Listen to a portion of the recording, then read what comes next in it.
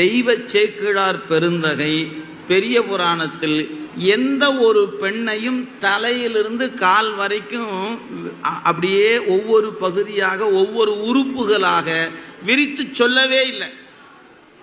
ஆனால் பூம்பாவையை சொல்லுகிற இடத்தில் மட்டும்தான் தலையில தொடங்கி கால் வரைக்கும் அந்த கூந்தல் எப்படி இருந்தது, நெற்றி எப்படி இருந்து ஒவ்வொரு உறுப்புகளா சொல்லிக்கிட்டே வந்தார். உரையாசிரிய பெருமக்களுக்கு ஒரு சந்தேகம் வந்துருச்சு.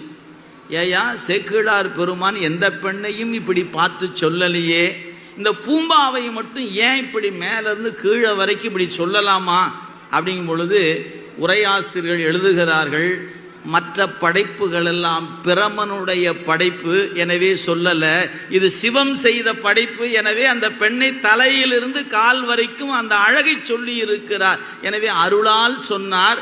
அருளால் வந்த பெண் என்பது இந்த படைப்பு பிரமன் படைத்த படைப்பல்ல, அதுக்கு ஆயுட்காலம் முன்னே முடிந்து விட்டது.